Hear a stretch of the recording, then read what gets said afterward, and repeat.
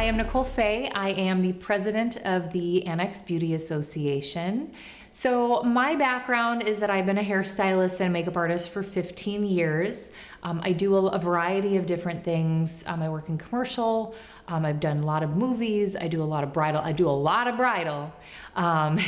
And now I'm moving into more of an educational role and trying to teach some of the things that I've learned along my career so that you don't struggle with the same things that I had to learn little by little as I was working. I got started in this industry. My uncle sent me VHS tapes from Elite Modeling Agency. He wanted me to be a model. He thought I was tall enough to be one. My mom used to model in the Twin Cities for Dayton's back in the day. So I was always surrounded by like the beauty industry, and I just thought it was so much fun. But I also liked eating Doritos, so I wasn't necessarily, I wasn't gonna be like that super, super thin girl that they wanted back in the day. But I've always loved beauty, and so that's how I slowly transitioned into this world. So I started by going to school at the Aveda Institute in Minneapolis and learning cosmetology and how to do hair. And while I was there, I realized that I didn't really love the cutting and the coloring and all of those types of things, but it was more so like, how do you make these beautiful waves in the picture that I saw in the magazine? And then that transitioned me into wanting to learn more about makeup. And so then I went to a school in California called Makeup Designery, and that's where I got more specific training on makeup. It took me 15 years to figure things out. It probably took me a good 8 years to figure out how to even do eyeliner the right way, a winged eyeliner. So I'm hoping to minimize that part of things for you guys.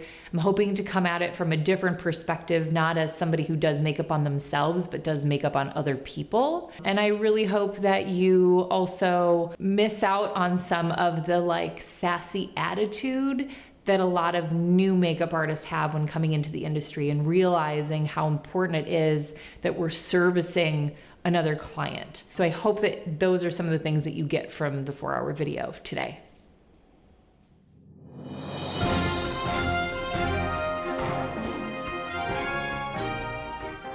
So for this next section, we're gonna go over safety and sanitation and what I call best practices. So for those of you who may not necessarily have any laws and rules that you need to abide by, that's where I'm coming up with this word best practices.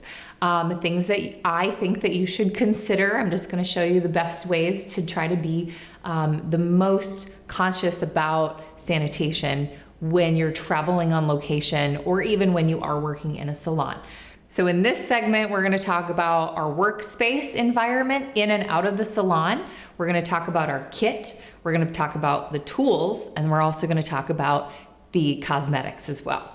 So when we're working in the salon, we're always disinfecting everything in between every single client.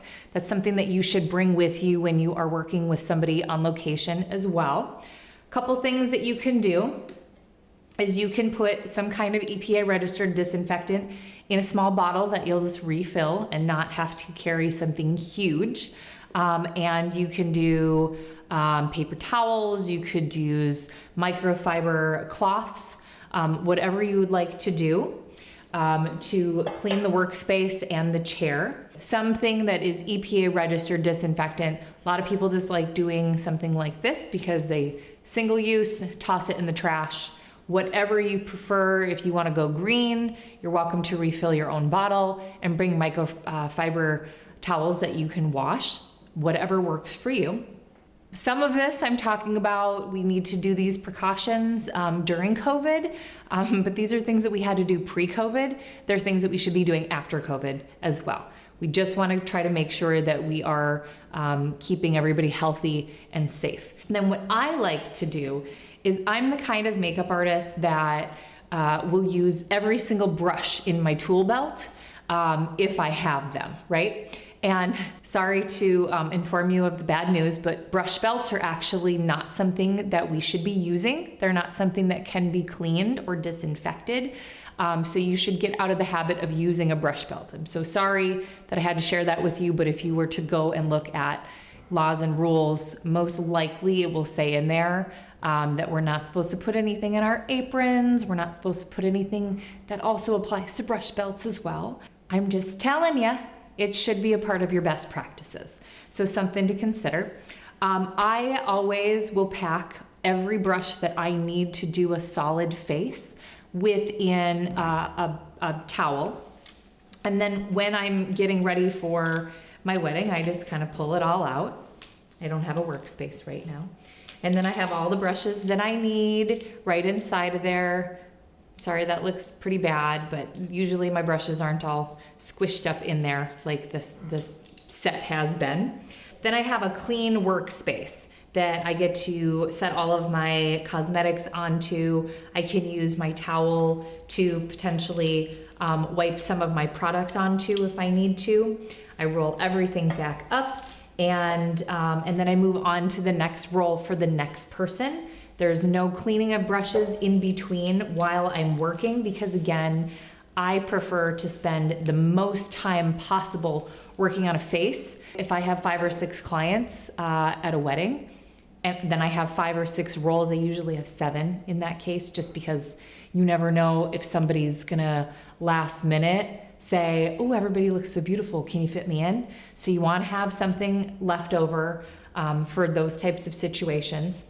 We also, so typically when I'm traveling, I will have a box of my dirty brushes. I will have a box of my clean brushes. Clean brushes are usually wrapped up, like I said, in this guy, inside the box. And again, looking over safety and sanitation for your state, it might ask you to have those particular boxes. So that is what I do to try to make sure that I'm following all the laws and the rules. The other thing that you can do too is you can just have your boxes of clean and dirty brushes, well, dirty brushes when you're finished, and you can use a paper towel for single use if you would prefer and not have to bring with, these do take up a lot of space, so I usually have a couple of boxes that have all of my brush rolls in it. It does take up a lot more space in my kit, but that's just something that I prefer to do for my practice. Makes things a lot easier for me, and it also is more sanitary.